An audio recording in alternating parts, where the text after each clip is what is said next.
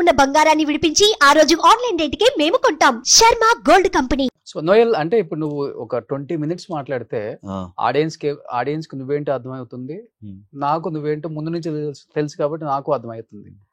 ఇప్పుడు 20 minutes లో చాలా గ్రౌండెడ్గా ఉంటాను అంటున్నావు, టైం మెయింటైన్ చేస్తాను అంటున్నావు, పెద్దలంటే రెస్పెక్ట్ అంటావు, అండ్ వేరే వాళ్ళని ఎవరు తప్పుగా మాట్లాడను, పిఆర్ మెయింటైన్ చేయవు, సర్కిల్ లేదు, సో షూటింగ్, ఇల్లు, లైఫ్, ఫ్యామిలీ చాలా చెప్పావు కదా 20 నిమిషాలలో. ఇన్ని ఫాలో అయ్యే నోయల్ రియల్ లైఫ్ లో,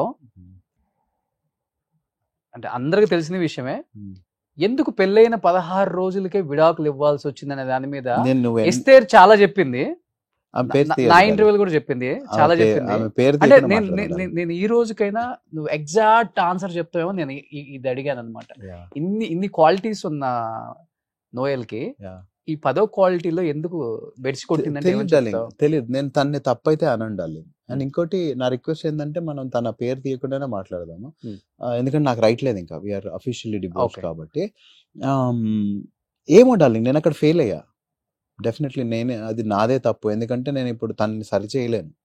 సో నాది తప్పు అనుకుని నేను మూవ్ ఆన్ అయ్యి నేనేమైనా కరెక్ట్ చేసుకోగలిగితే కరెక్ట్ చేసుకుంటాను తప్ప డెఫినెట్లీ నేను ఫెయిల్. అండ్ నువ్వు అడిగావు కదా కెరియర్ ఎందుకు నీకు అనుకున్నంత ఈ పెళ్ళైన టైంలో it was draining me out. అంటే కరెక్ట్ అదే టైంలో నా గ్రాఫ్ పెరిగే టైం అది ఆ డిప్ వచ్చింది, అండ్ కరోనా కూడా వచ్చింది అనుకో. అన్ని పెళ్లి గురించి అని కాదు కానీ ఏమో అక్కడ కంప్లీట్గా బ్రూటల్గా ఫెయిల్ అయ్యాను నేను. And I was upset also, ఎందుకు ఇలా జరిగింది అని. ఇప్పుడు ఎందుకు అయింది తను చెప్పిందని నిజాలు అనుకో రోషన్ నువ్వు, ఎందుకంటే నేను ఎక్స్ప్లెనేషన్ ఇవ్వాల్సిన అవసరం కూడా లేదు నాకు. ఎందుకు అంటున్నానంటే నేను తన అబద్ధం ఎందుకు చేయాలి? ఇప్పుడు తను నా మీద వేసిన తను నా మీద బురద జల్లింది, నేను ఇలా తుడుచుకుంటే అయిపోద్ది, నేను తీసి మళ్ళీ ఎందుకు కొట్టాలి? నేను కొట్టమని నేను చెప్పలేదు, ఒక ఎగ్జాక్ట్ ఆన్సర్ అడిగాను నేను అంతే. ఏం లేదు, నాదే తప్పు డెఫినెట్లీ. ఎందుకంటే పెళ్ళైన తర్వాత 6 నెలలకు సంవత్సరానికి విడిపోయే వాళ్ళని చూసాం కానీ 16 రోజులకు విడిపోయిన వాళ్ళు ఎవరిని చూడలేదు మనం. అదే అంటే అంత క్యాల్కులేటివ్ గా తను డేట్స్ చెప్పింది అంటే ఇంకా తన్నే అడగండి మరి మొత్తం అంతా. నాకు తెలియదు, నాకు 16 రోజులు విడాకులైనట్టయితే నాకు తెలియదు మరి. అంటే 16 రోజులకు విడిపోయాము, డైవర్స్ లేట్ గా వచ్చాయి. లేదు డార్లింగ్, అవన్నీ ఇంకా పాపం తను ఏదో చెప్పింది, it's okay, let it be. నేను అందుకనే అన్న రోషన్ మన ఇంటర్వ్యూలో డార్క్నెస్ ఉండొద్దు, లైట్ ఉండాలి అని. నీ పేరే రోషన్ అని. అందుకనే అంటే నువ్వు ఇవన్నీ చెప్పగానే నేను ఎందుకు నవ్వాను తెలుసా? నాకు తెలుసు నువ్వు ఇక్కడికే వస్తాను. ఇది ఏంటంటే డార్లింగ్, ఇప్పుడు ఓకే, ఇప్పుడు నేను ఏం చెప్పినా ఎంతో అంత తనకి ఎఫెక్ట్ అవుతుంది కదా. అవుతుందా అవుతుందా రోషన్? నిజం చెప్పి మనసు మీద చేసుకోవాలి. ఎందుకు చేయాలి మనం? మరి తను ఆలోచించలేదా ఎఫెక్ట్ అవుతుందేమో? గతం అయిపోయింది కదా, ఎవరి లైఫ్ వాళ్ళది, తను సినిమాలు చేసుకుంటుంది, నేను సినిమాలు చేసుకుంటాను అని తను అనుకోలేదు ఎందుకు మరి? పర్లేదు డార్లింగ్, తనైతే చాలా మంచిది, ఐ రియలీ లైక్ హర్, నాకు చాలా ఇష్టపడి పెళ్లి చేసుకున్నా. తను ఏమన్నా ఓకే నాకు, it's okay, I like her, I admire her. చాలా కష్టపడుతుంది తను, నేనైతే ఏం చెప్పా, ఎందుకంటే ఈ ఇంటర్వ్యూ వల్ల తనకి బ్యాడ్ జరగద్దు. ఓకే, నేను తన ఇచ్చిన ఇంటర్వ్యూస్ వల్ల నాకు ఎంత బ్యాడ్ జరిగిందో నేను చూసా. మన శత్రువులు కూడా ఇట్లాంటి సిచ్యువేషన్ రావద్దు అని అంటారు. జీవితం నాశనం అయిపోయింది కదా ఇంటర్వ్యూస్ వల్ల, నిజంగా చెప్పు. కొంచెం అయింది డార్లింగ్, అంత నాశనం ఎంత ఎవరు చేయలేరు డార్లింగ్ మనని, పాపం ఎవరు చేయలేరు. ఎవరన్నా ఎంతవరకు చేయగలుగుతారంటే దేవుడు ఎంతవరకు అనుమతిస్తే అంతవరకే. ఇఫ్ ఇది నా వరకు వచ్చింది, నాకు అంత ఈ ఫేజ్ చూసానంటే అందులో నాకు మంచి జరగకపోతే నా దేవుడు అనుమతించాడు. నా పొగరు, నా ధైర్యము, అన్ని కూడా ఆయనే. సో అది అయ్యింది అంటే నాకు ఏదో మంచి జరగాలి, అందుకనే అయ్యింది. సో ఇట్స్ ఓకే, కొన్ని సినిమాల్లో ఉండి లేకుండా ఉండడం అవన్నీ జరిగాయి, but it's okay, I can take it. Still ఇప్పుడు అన్నీ మంచిగా ఉన్నప్పుడు ప్రేమించడం కాదు డార్లింగ్, ఏమి బాగాలేనప్పుడు కదా ప్రేమించడం అంటే. I still have no problem with her. అప్పుడే కాదు ఇప్పటికి కూడా చర్చిలో ఏదైతే మాటలు ఇచ్చుకున్నావు మేమిద్దరం, ఇప్పుడు నీ సుఖంలో నీ దుఃఖంలో అన్నిట్లలో ఉంటాను. నువ్వు నన్ను ఏది పడుతుంది అన్నావు, నేను ఈ రోజు కూడా నేను ఒక్క మాట అన్నట్లే. ఎందుకంటే నాకు ఆ రోజు 40 సంవత్సరాలు చర్చికి వెళ్ళి నేను ఏం నేర్చుకున్నట్టు, ఫర్గివ్నెస్ అని. సో చిన్నప్పటి నుంచి I was trained to forgive. It's okay, it's completely okay. And I చాలా మంచిది డార్లింగ్ తను. ఆ టైంలో దాని మీద చేసిందో నాకు తెలియదు కానీ it's okay, she's a nice girl and I want her to be happy. తనకు మంచి లైఫ్ ఉండాలి. తను ఇప్పుడు ఎలాగో పెళ్లి చేసుకోవాలి. నా ఇంటర్వ్యూలో తను బ్యాడ్ అయితే జరుగుతుంది. నేను ట్రై చేస్తుంది. ఎందుకంటే నా వరకు వచ్చినప్పుడు నేను ఎంత హర్ట్ అయినో నాకు తెలుసు. నాకు చెప్పుకోవడానికి కూడా ఎవరికైనా చెప్పినా వాళ్ళు ఏమన్నారంటే నీదే, అవన్నీ వింటుంటే నీదే మిస్టేక్ అని అనిపిస్తుందంటే నాకు అది ఇంకా హర్టింగ్ అండి.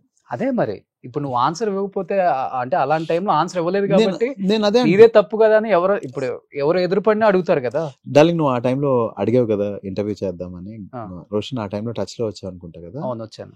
నేనేమన్నాను డార్లింగ్, ఎందుకులే డార్లింగ్ వదిలేసేయాను. అవును నాకు చెప్పాలంటే అప్పుడే చెప్పేవాను కదా రోషన్. అవును.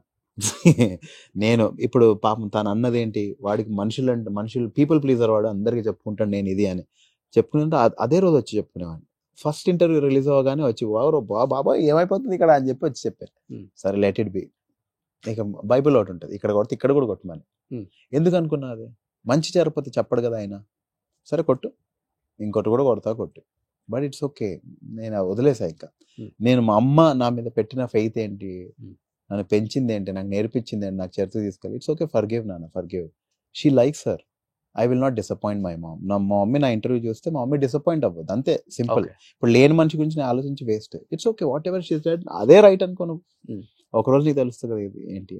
ఓకే, సో అంటే ప్రేమ పెళ్లి వెంటనే అయిపోయాయి కాబట్టి అసలు ప్రేమ పెళ్లి మీద నెక్స్ట్ నీకు ఒపీనియన్ ఏమైనా ఉందా? ఇంకా మళ్ళీ జీవితంలో ఇంకొక అమ్మాయి నీ జీవితంలో చాలా బ్యూటిఫుల్ డార్లింగ్. నాకు చాలా రెస్పెక్ట్ పెళ్ళి అంటే, చాలా రెస్పెక్ట్ నాకు. అంటే మా మమ్మీ డాడీని అందరినీ చూసి పెరిగాను కదా. పెళ్ళి is a very beautiful thing darling. ఇప్పుడు రాను మరీ కంపరం అయిపోయింది కానీ it's a very beautiful relationship. They are built empires. ఈరోజు మనకి రిలయన్స్ వాళ్ళు, ఆయనకి డివోర్స్ అయింటే ఇలా ఉండేవాడు ఆయన, అవునా కదా. చాలా ఫ్యామిలీస్ వాళ్ళు ఫ్యామిలీలా ఫ్లరిష్ అయ్యారు కాబట్టి మనం ఈరోజు చాలా ఎంజాయ్ చేయగలుగుతున్నాం. అండ్ నాకు చాలా ఇష్టమైన రిలేషన్షిప్ అది. చాలా అంటే ఆ ఒక్క రిలేషన్షిప్పే మనం చూస్ చేసుకుని వెళ్ళి ఏదైనా సరే వాళ్ళతో ఉంటాం. And knowing the baddest darkest side of them, అంటే వాళ్ళ వీక్నెస్లు కూడా తెలిసి కూడా మనం వాళ్ళతో ఉండి ప్రేమిస్తాం.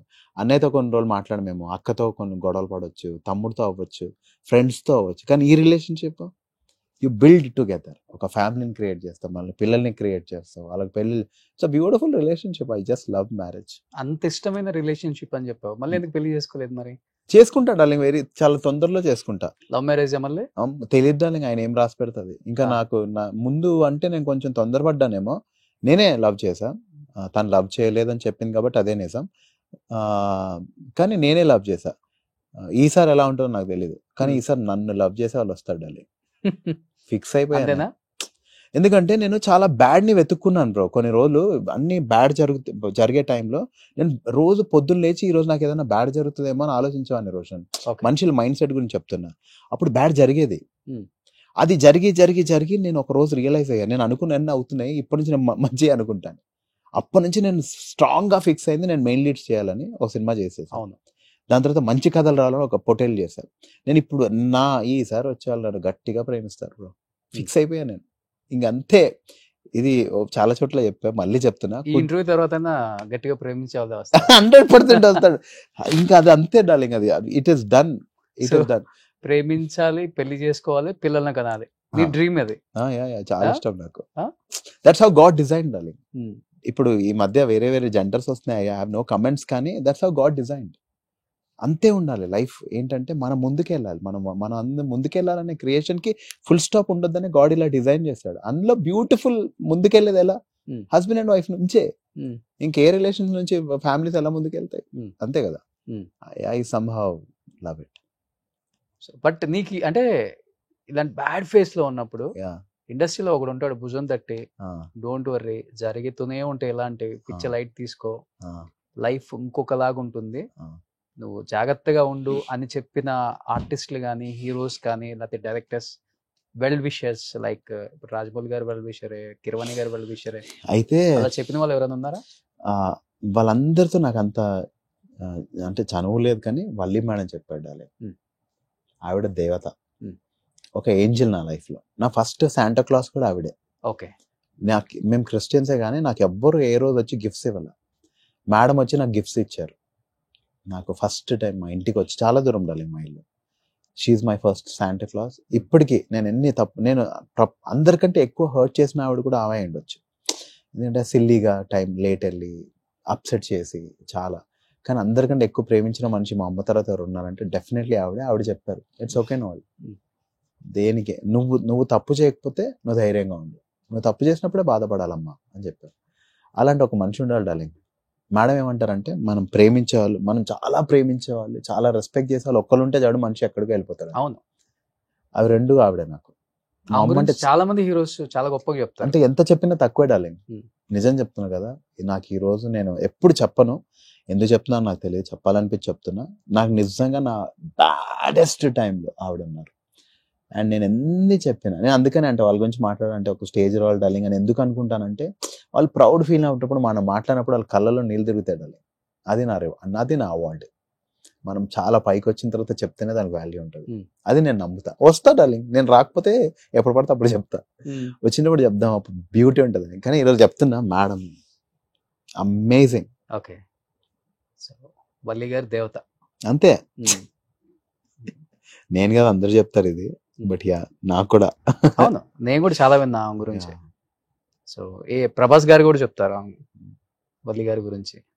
అంటే వాళ్ళు ఎంత సింపుల్గా ఉంటారు, మనిషికి ఎంత వాల్యూ ఇస్తారు అనేది చాలా మంది చెప్తుంటే విన్నప్పుడు మనకు కూడా అనిపిస్తుంటది.